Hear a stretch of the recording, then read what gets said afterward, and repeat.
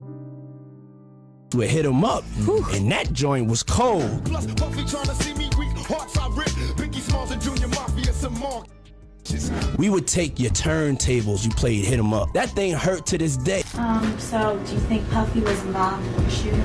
I believe so. I do believe so. I have proved things that I could say that will back up my claim, but this is not for the world to know about. You know what I mean? It's between me and him, and only he knows.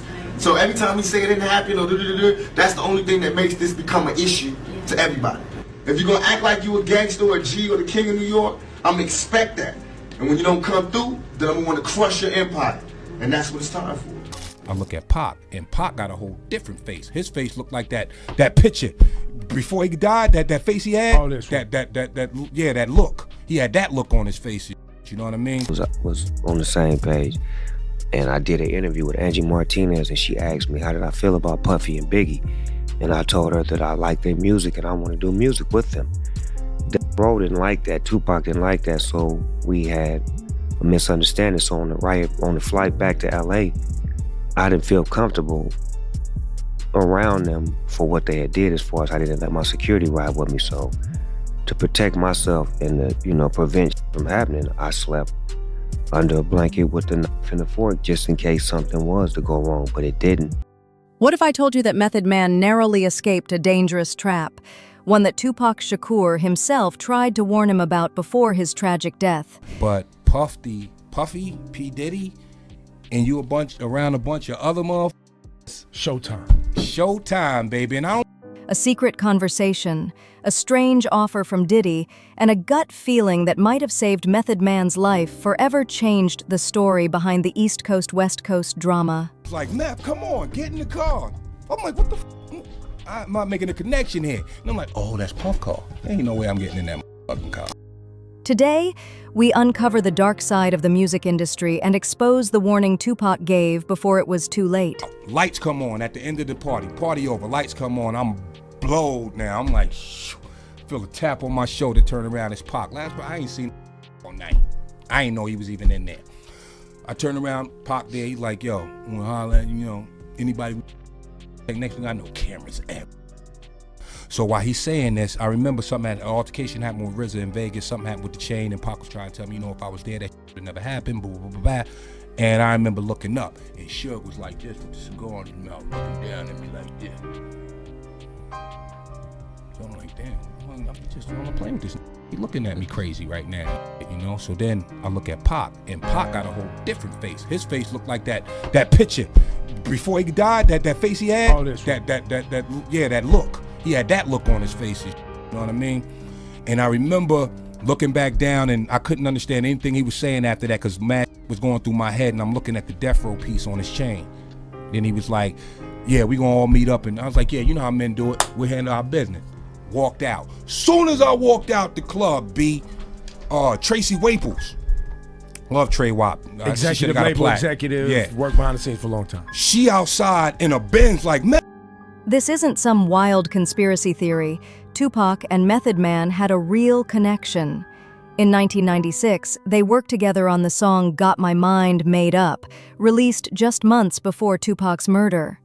While Tupac was locked in the East Coast-West Coast beef, he still showed love and respect to certain East Coast rappers. Out of all of them, Method Man was one of the few he trusted. Why? Because Meth wasn't playing both sides. He wasn't chasing headlines or selling fake loyalty. He just wanted to rap, stay true to his people, and survive in the madness of the industry. That's why Tupac pulled Method Man aside one night and gave him a warning that now feels like a prophecy. Now, soon as I walked out the club, Tracy Waples. Love Trey Wap. Executive label executive. Yeah. Worked behind the scenes for a long time. She outside in a Benz like, Meth, come on, get in the car. I'm like, what the I'm not making a connection here. And I'm like, oh, that's Puff car. That's Puffy car. Ain't no way I'm getting it. No. I'm like a lightning rod because I'm attacking New York's finest. They're self-proclaimed king of New York. You know what I mean? Did you feel at any point that you was like betraying New York or Biggie by going to do that interview with Tupac at that time? His side of the story was like, how could I be mad at a whole coast? That don't even make sense. And I think Puff is probably one of the only persons that heard that interview. Angie can't say that nobody heard that interview, because it wasn't her ideal not to put it out. In one of their last conversations, Tupac told Method Man to watch out for certain people, and Diddy's name came up directly. Find my way in the world, you know, I'm trying to be somebody instead of just make money off everybody. You know what I'm saying? And so I go down paths that haven't been traveled before, and I usually mess up. But I learn, you know what I'm saying? I come back stronger. You know, I'm not talking ignorant, you know what I'm saying? So I obviously put thought into what I was like, yo, Pop, so like, how much would you charge me to do an ad? And he sits down and he gets really quiet. It felt like he stayed quiet for an hour. And I'm thinking to myself, damn, I shouldn't have asked him. Then he looks at me and says, yo, I ain't gonna charge you for nothing. He says, you black, I don't charge my people for nothing. It was just the way he was. He just wanted to support the business. He knew what we were faced against. He knew how competitive the fashion industry was. He was very intentional to make sure that I was seen. And I think bigger than everything, it's the fact that I see you and I want the world to see you. He said it was important because I was a black designer. Method Man didn't reveal all the details, but what he did say was chilling. That very same night, after talking with Tupac, someone from Diddy's camp approached him and invited him to leave the party in Diddy's car. But Method Man refused. Something felt off. He trusted his gut and turned down the offer. Meth would later admit that both he and Pac were paranoid at that time, and with good reason. Looking back now, especially with everything that has come out about Diddy's private parties and disturbing behavior behind the scenes, that moment feels way bigger than anyone realized. I'm the hardest hustler in the world. This is Savage Part 2. Don't tell me about it. It's 2022 and I'm still a savage. Whatever I want, I get. Whatever I want, I get. And I've always had total love and support and understanding that after my second marriage failed, because I had been 100% heterosexual up until that point, that I opened myself up after the failure of my second marriage.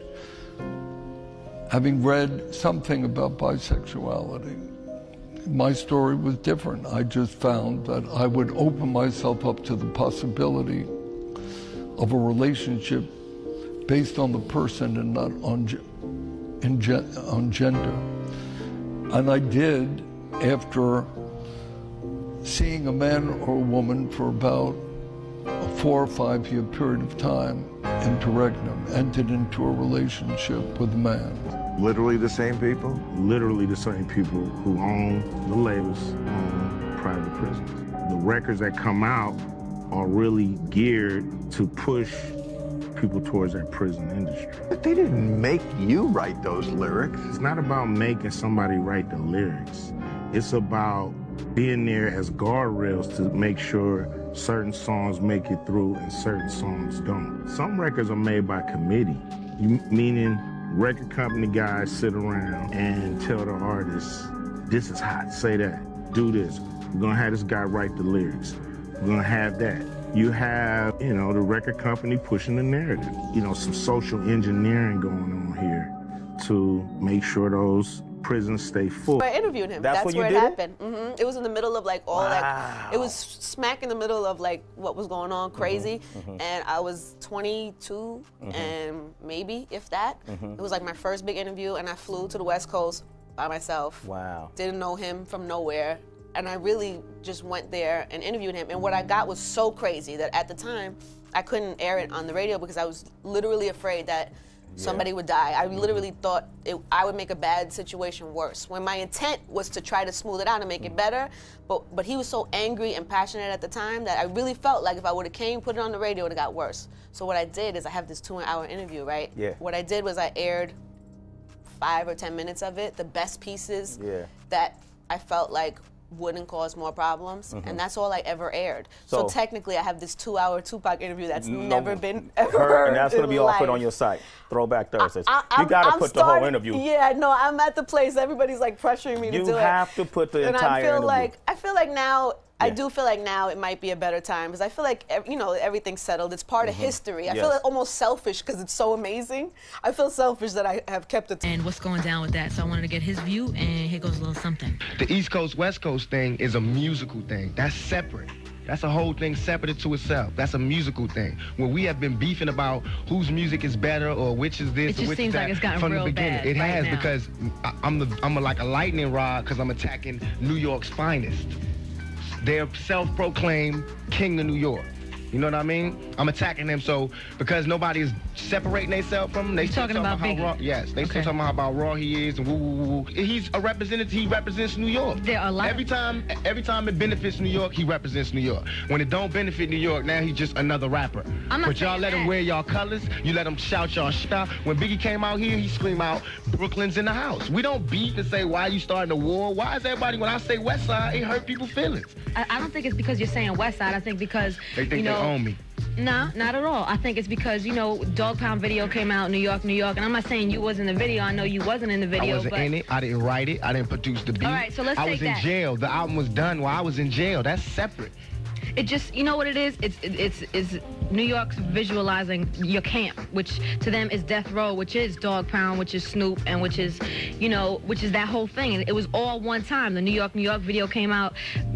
Brothers was stepping on cars in New York, stepping on, on New York like they owned it. Boom, you come out next video, West Coast. What about the video? Yes, It's a whole- it is, to me, it is the best coast, and everybody in New York feel like that too. That's why they come out here and party, man. Why is everybody acting like? I'm not saying. I didn't say for me to say Cali is the West Coast. I never said New York ain't shit. I never said New York is the worst coast. I just said where I'm at, where I'm from, is the best coast. Why is that a? It was a close call. One decision that might have saved Method Man from something dark and dangerous.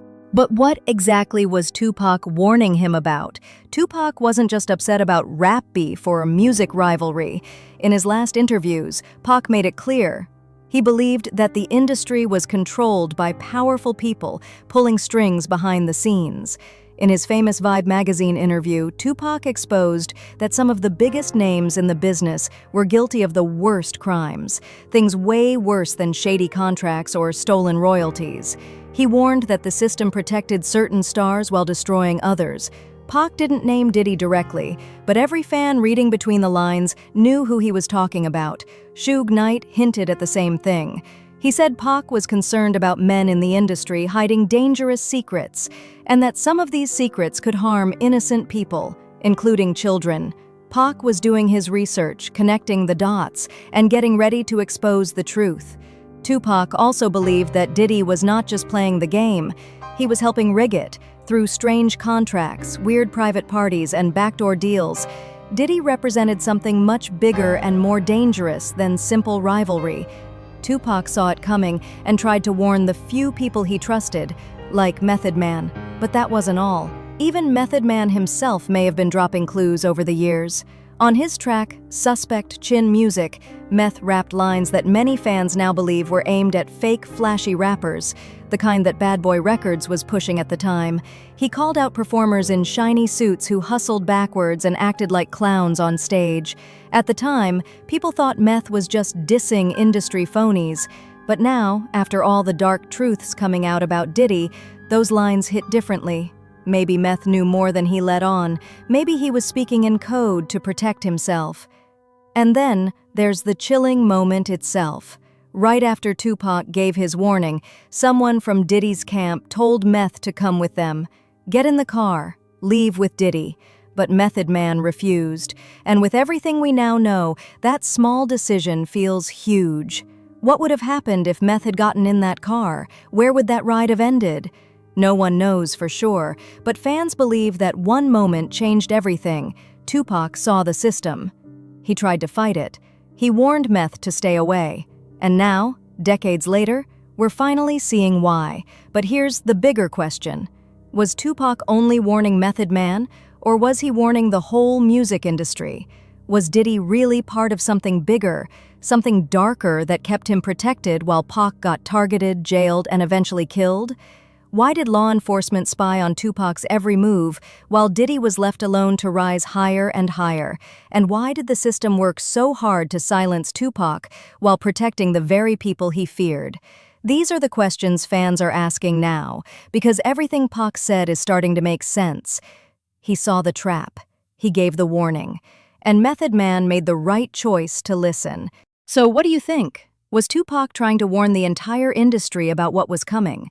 Was Diddy part of something much darker all along? And did Method Man barely escape becoming part of a story that could have ended very differently? Drop your thoughts in the comments. Like, subscribe, and hit the bell for more untold hip-hop stories. This is only the beginning. Stay woke. Stay safe.